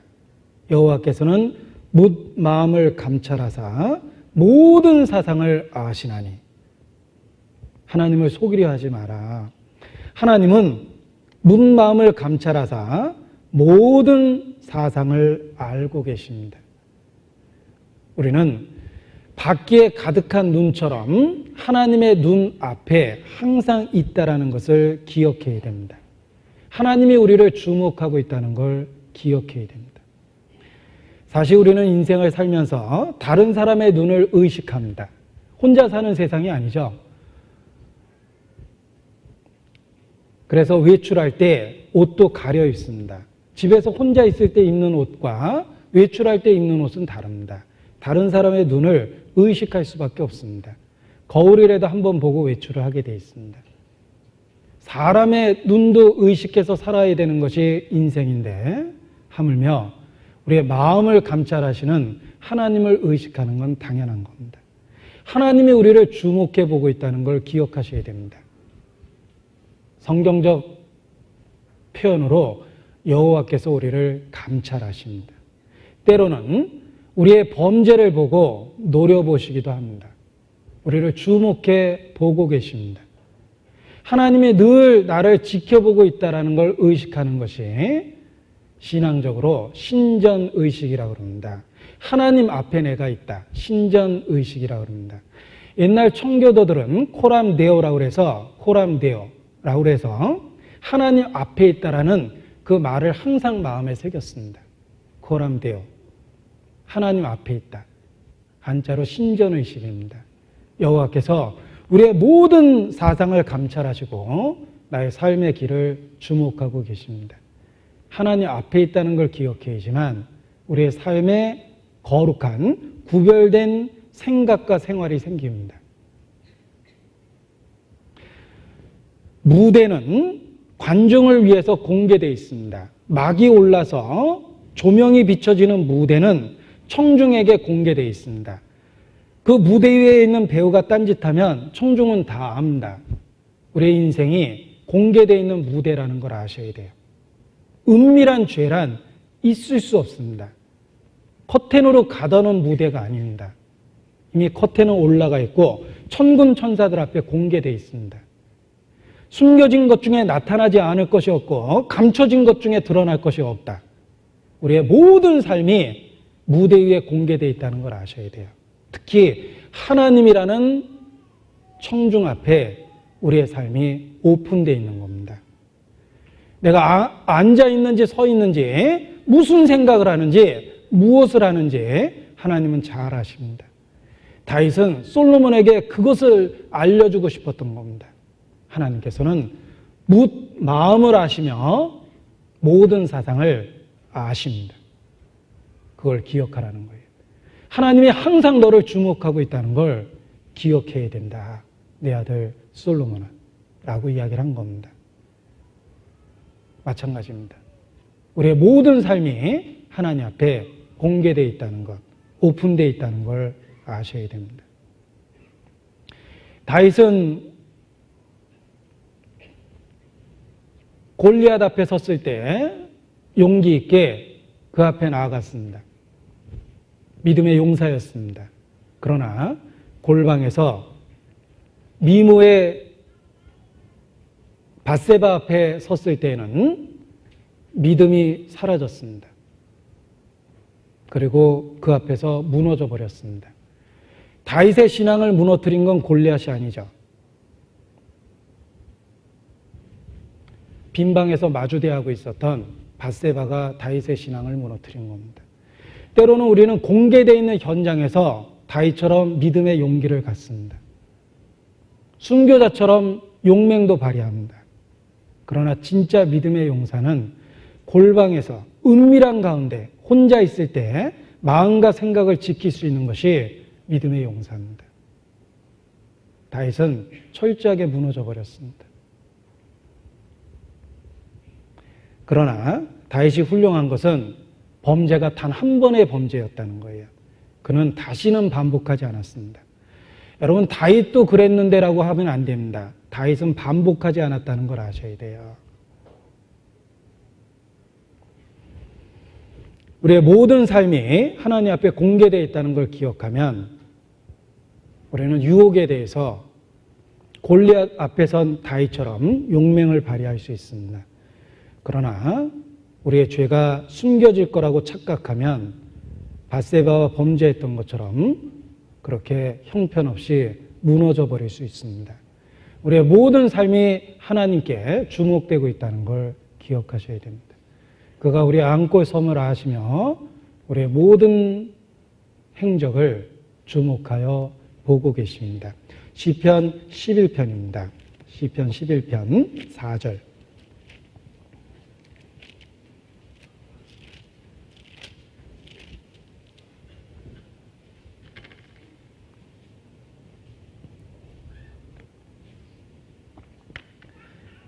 같이 읽겠습니다. 여호와께서 그 성전에 계시니 여호와의 보좌는 하늘에 있으며 그 눈이 인생을 통촉하시고 그 안목이 저희를 감찰하시도다. 그 눈이 인생을 통촉하시고 그 안목이 저희를 감찰하시도다. 하나님이 우리 모두를 주목해 보고 있습니다. 시편 33편 15절입니다.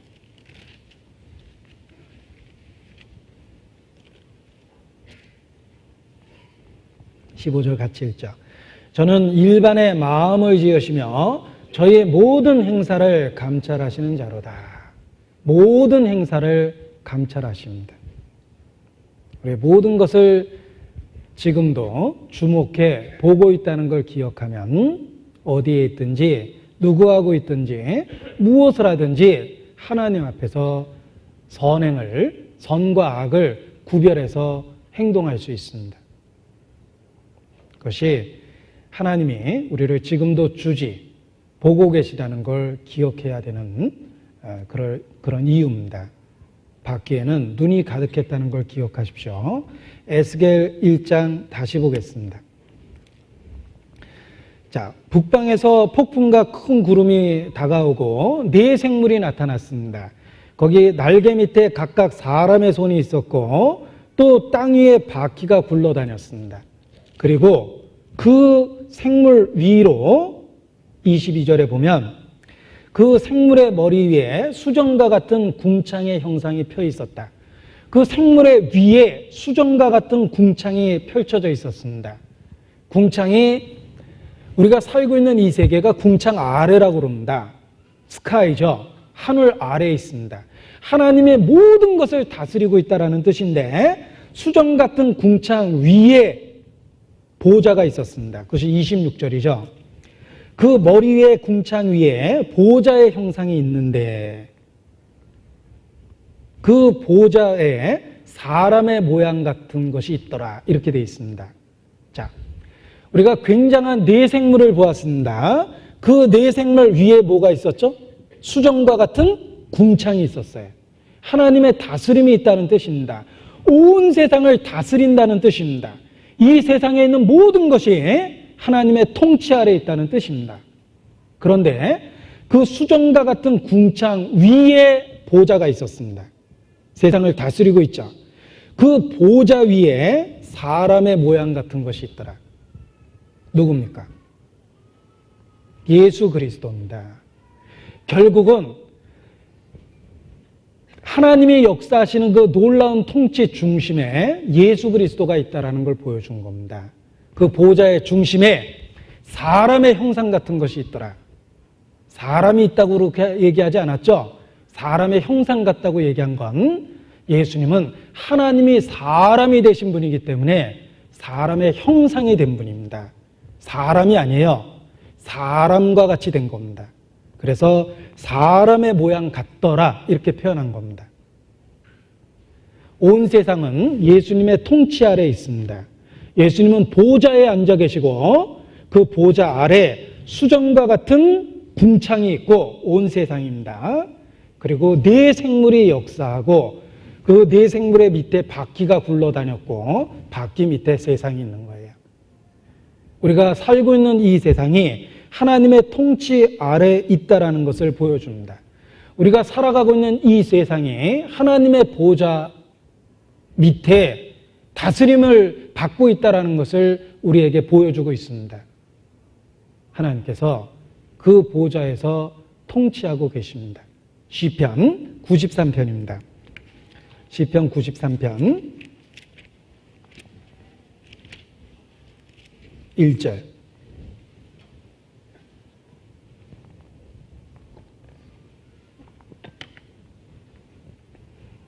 같이 읽죠. 여호와께서 통치하시니 스스로 권위를 입으셨도다. 여호와께서 능력을 입으시며 뛰셨으므로 세계도 견고히 서서 요동치 아니하도다. 여호와께서 통치하고 계십니다. 시편 96편 10절 시편 96편 10절 같이 읽겠습니다. 열방 중에서는 이르기를 여호와께서 통치하시니 세계가 굳게 서고 흔들리지 못할지라. 저가 만민을 공평히 판단하시리라 할지로다.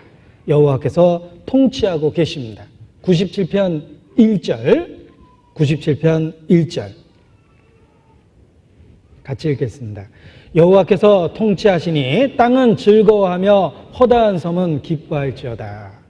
자, 반복되는 표현이죠. 여호와께서 통치하고 계십니다. 여호와께서 통치하고 있다는 것을 에스겔에게 환상으로 보여주신 겁니다. 그 역사하는 네 생물, 그 네 생물 위에 수정과 같은 궁창이 있었고 그 위에 보좌가 있었고 그 보좌 위에서 여호와의 영광이 보인 겁니다. 하나님께서 온 세상을 통치하고 있다는 것을 깨닫게 하신 겁니다. 자, 이러한 환상이 에스겔에게 큰 위로가 되었습니다. 왜? 혹 오해하면 바벨론이 세상을 지배하고 있다고 착각할 수도 있습니다. 바벨론의 당시의 세력이 대단했죠. 바벨론이 주변의 모든 나라를 정복하고 그야말로 금과 같은 다니엘 예언서의 금머리와 같은 그런 놀라운 대제국을 만들었습니다. 오해하기 좋습니다. 상황만 보면, 전실만 보면 바벨론이 온 세계를 다스리고 있고 하나님의 백성은 짓밟히고 있는 것처럼 보입니다. 그러나 그때 하나님께서 에스겔에게 환상을 주셨습니다. 사실은 하나님이 여전히 다스리고 계십니다. 여호와께서 통치하고 계십니다. 절망적인 상황처럼 보이지만 그래도 하나님께서 아직 통치하고 계십니다. 이것이 에스겔에게 큰 위로가 되었던 겁니다. 그래서 당장에 자기에게 펼쳐져 있는 현실과 정치적 상황보다도 오히려 그 이면에 하나님의 섭리와 통치가 있다는 것을 깨닫고 큰 위로를 받을 수가 있었던 겁니다. 지금 그리스도인이 그러합니다. 그리스도인의 삶 속에 우리가 하나님의 자녀라는 것을 찾아보기 어려울 만큼 우리의 삶이 여타의 사람과 다른 게 없습니다. 경제적으로나 육신적으로나 그러합니다. 우리가 구원을 받았다고 경제적으로 더 나아졌거나 구원을 받았다고 해서 병약한 사람이 건강해지고 그런 사례는 별로 없습니다.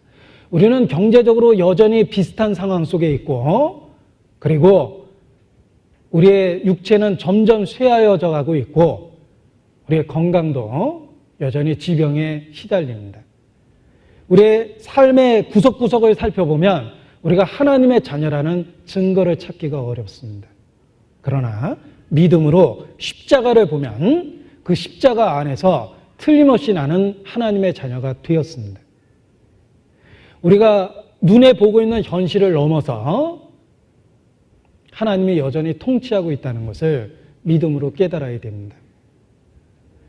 비록 우리 눈앞에 펼쳐져 있는 현실이나 상황이 우리가 갖고 있는 신분과 어울리지 않는 고통과 슬픔을 만들어낸다 하더라도 우리는 약속에서 주어진 하나님의 우리에게 주신 그 영광을 바라보고 믿음으로 행해야 됩니다.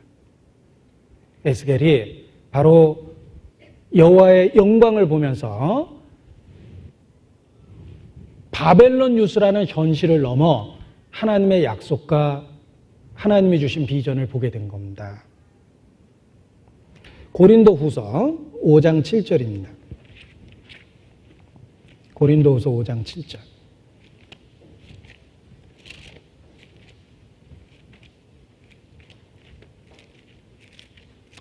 아주 짧은 말씀이지만 우리 신앙생활에 마땅히 가져야 될 태도를 보여줍니다. 같이 읽죠. 이는 우리가 믿음으로 행하고 보는 것으로 하지 아니함이로다. 자, 이거 우리말로 외우려면 아주 긴 문장인데 영어로 외워보면 아주 짧은 문장입니다. We live by faith. 믿음에 의해서 산다. Not by sight. 보이는 것에 의한 것이 아니다. 그래서 영어 문장으로는 우리말의 반도 안 되는데 우리말이 번역이 길어졌습니다. 자, 우리는 믿음으로 사는 것이지 보는 것으로 살지 않습니다. We live by faith. 믿음에 의해서 삽니다. 이는 우리가 믿음으로 행하고 보는 것으로 하지 아니함이로다. 여러분, 대한민국 기독교가 사실 저희 교회를 아이들이 쓰는 용어로 표현하면 왕따시키고 있고 저희 모임을 이상한 모임인 것처럼 왜곡합니다.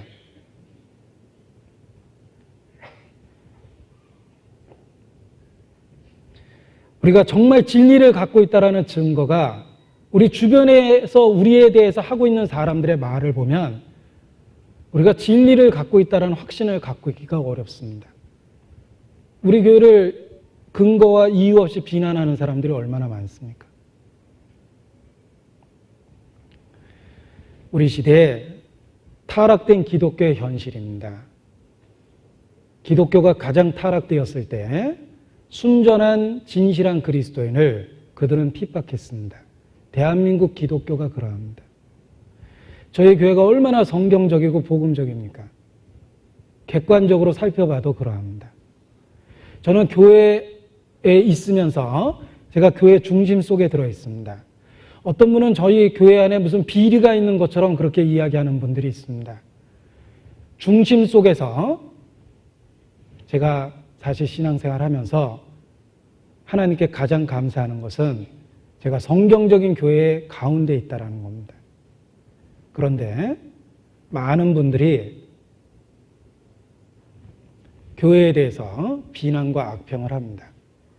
우리 주변에 있는 사람들 얼마나 근거 없이 우리 교회를 모독합니까? 우리가 갖고 있는 현실이 때로 우리가 정말 진리를 갖고 있는지 회의감이 들게 만들 때도 있습니다. 그러나 분명한 확실한 위로 한 가지가 있습니다. 제가 한 가지라고 그랬죠.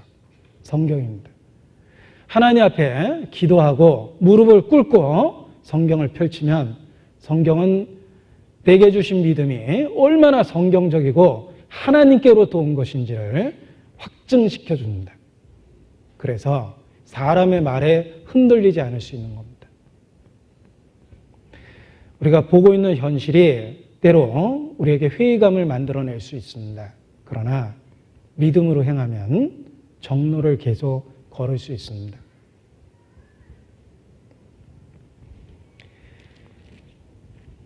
이는 우리가 믿음으로 행하고 보는 것으로 하지 아니함이로다.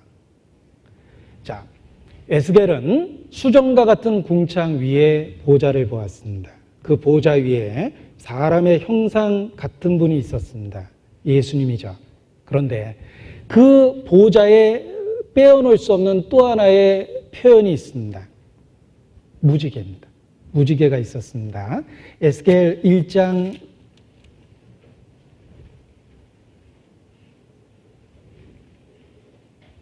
28절입니다.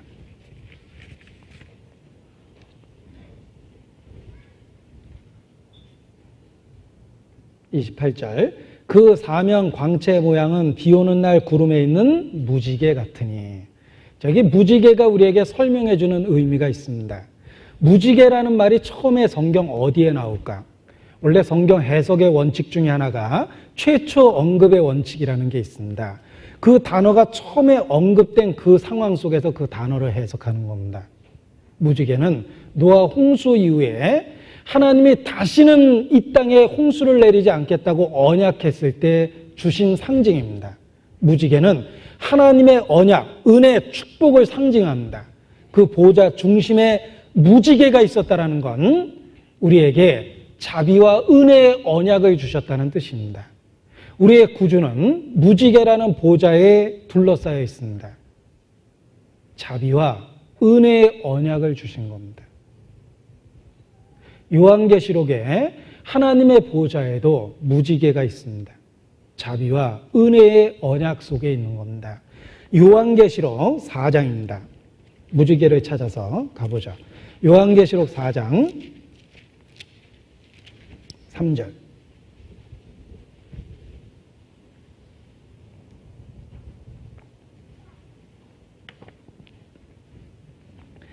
앉으신 이의 모양이 벽옷과 홍보석 같고 또 무지개가 있어 보좌에 둘렸는데 그 모양이 녹보석 같더라. 자, 여기 하나님의 보좌에 무지개가 있습니다. 녹보석과 같은 그 보좌에 무지개가 있었습니다. 요한계시록 10장 1절.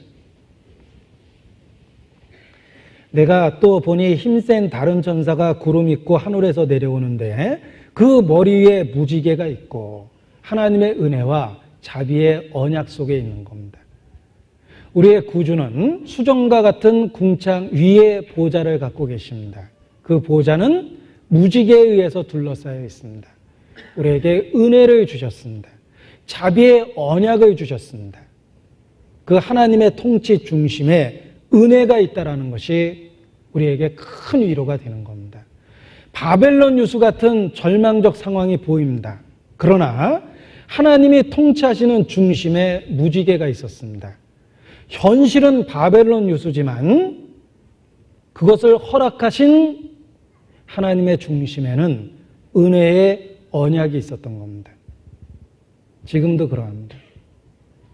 때로 우리에게 주어진 현실이 바벨론 유수 같은 어려운 시기일지라 하더라도 그것을 허락하신 하나님의 중심에는 무지개라는 은혜의 언약이 들어있는 겁니다. 우리의 구주의 보좌는 바로 무지개에 둘러싸여 있습니다. 자, 하나님께서 에스겔에게 이와 같은 환상을 보여주셨습니다. 북편에서 큰 폭풍우가 불어닥치고 네 생물을 보여주시며 날개 밑에 있는 손도 보여주시고 굴러다니는 바퀴도 보여주셨고 생물 위에 수정과 같은 궁창도 보여주셨으며 더욱 놀라운 건 수정과 같은 궁창 위에 보좌가 있는데 사람의 모양 같은 여호와의 영광이 있는 것을 보았습니다. 하나님은 에스겔에게 미래에 대한 비전을 준 겁니다. 지금 현실은 바벨론 유수지만 그 고통의 시기를 견뎌내면 곧 하나님이 주시는 놀라운 은혜가 있다는 것을 환상과 비전으로 보여주신 겁니다. 그래서 에스겔서의 제일 마지막 부분에 하나님의 약속이 여호와 쌈마라는 말로 나옵니다. 여호와 쌈마는 여호와께서 거기 계시다라는 뜻인데 에스겔에게 준 놀라운 약속입니다. 여호와 쌈마, 여호와께서 거기 계실 것이다. 여러분 신약시대에 우리에게 주신 은혜를 보십시오. 여호와 쌈마, 더 구체적으로 이루어졌습니다. 임마누엘이죠. 여호와께서 거기 계시는 게 아니라 지금 우리와 함께 계시며 성령으로 우리 안에 계십니다. 결국은 에스겔에게 보여주었던 환상의 실체가 우리에게 이루어진 겁니다. 우리에게 놀라운 은혜를 주셨습니다. 에스겔에게 보여주신 환상의 실체를 주셨어요. 독생자를 주셨습니다. 에스겔 1장 제일 끝절을 다시 보겠습니다. 에스겔 1장 28절입니다. 그 사면 광채의 모양은 비 오는 날 구름에 있는 무지개 같으니 이는 여호와의 영광의 형상의 모양이라. 자, 에스겔이 보았던 환상이 결국은 여호와의 영광을 보았습니다. 우리가 예수 그리스도를 통해 무엇을 보았습니까? 아버지의 영광을 보았습니다. 에스겔이 보았던 그 구체적 영광을 우리가 예수님을 통해 본 겁니다. 여러분, 에스겔 1장에 나와 있는 이 환상은 한마디로 예수 그분이십니다. 그리고 우리에게는 구체적으로 실체화됐습니다. 우리에게 독생자를 주셨고 그는 임마누엘로 하나님이 우리와 함께 계시는 언약의 성취입니다.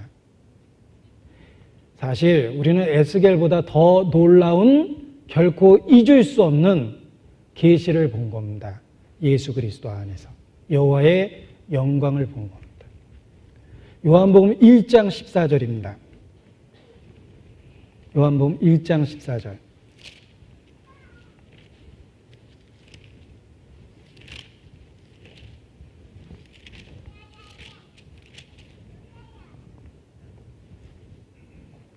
같이 읽겠습니다.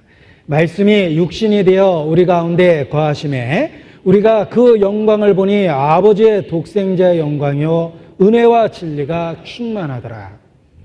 에스겔이 보았던 그 네 생물의 환상이 구체적으로 실현됐습니다. 예수 그리스도 안에서 우리는 여호와의 영광을 보았고 아버지의 영광을 보았습니다. 에스겔이 환상을 보고 바벨론 유수의 절망적 상황에서 위로를 받고 힘과 용기를 얻고 하나님의 사람으로 서게 됩니다. 우리도 그러합니다. 우리가 예수 그리스도 안에서 발견되는 하나님의 영광을 보고 바벨론 유수와 같은 죄성의 영향을 받고 고통스러운 이때에 힘을 얻고 위로를 얻고 하나님의 사람으로 굳게 설 수 있습니다.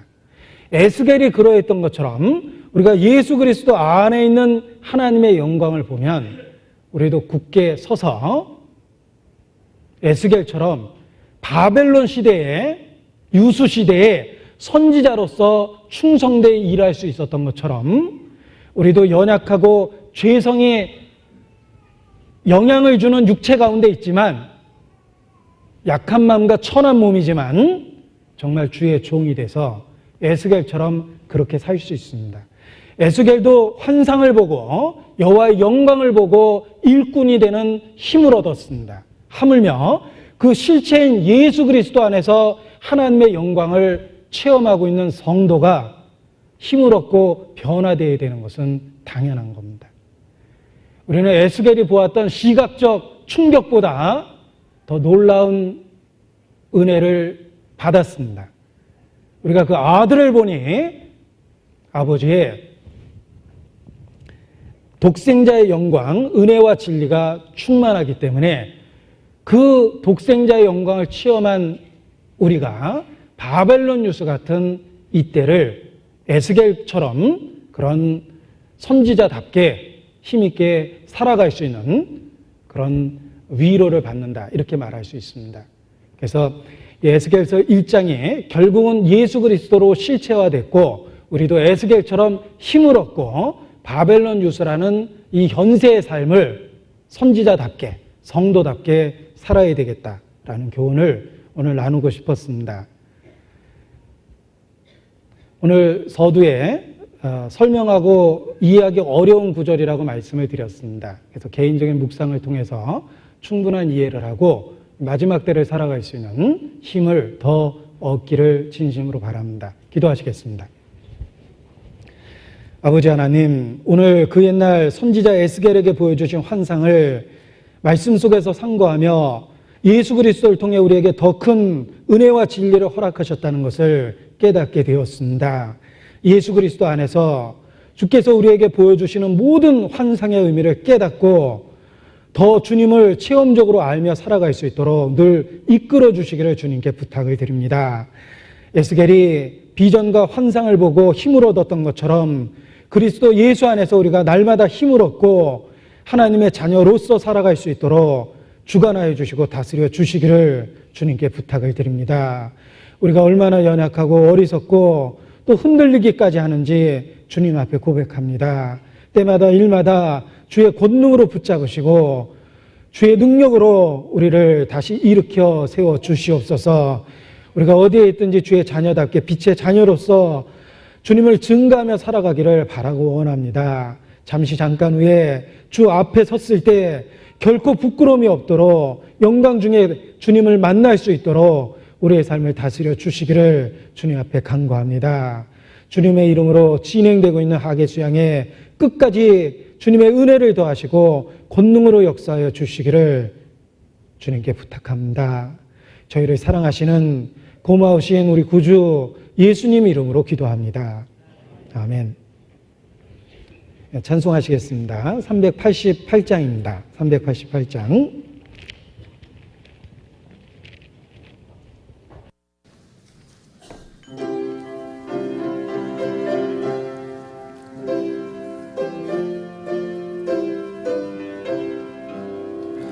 마귀들과 싸울지라 죄악 벗은 형제여 담대하게 싸울지라 저기 약한 적병과 심판날과 멸망의 날 내가 섰는 눈앞에 곧 다가오리라. 영광 영광 할렐루야. 영광 영광 할렐루야. 영광 영광 할렐루야. 고승리하리라. 마귀들과 싸울지라 죄악 벗은 형제여 고함치는 무리들은 흉한 적군 아닌가. 무섭고도 더러운 죄 모두 떨쳐버리고 주 예수 붙들라. 영광 영광 할렐루야. 영광 영광 할렐루야. 영광 영광 할렐루야. 고승리하리라. 마귀들과 싸울지라 죄악 벗은 형제여 구주 예수 그리스도 그 심판을 벌리고 너를 도와주시려고 서서 기다리시니 너서 나오라. 영광 영광 할렐루야. 영광 영광 할렐루야. 영광 영광 할렐루야. 고승리하리라. 네, 광고 말씀 없습니다. 네, 안녕히 돌아가시기 바랍니다. 마치겠습니다.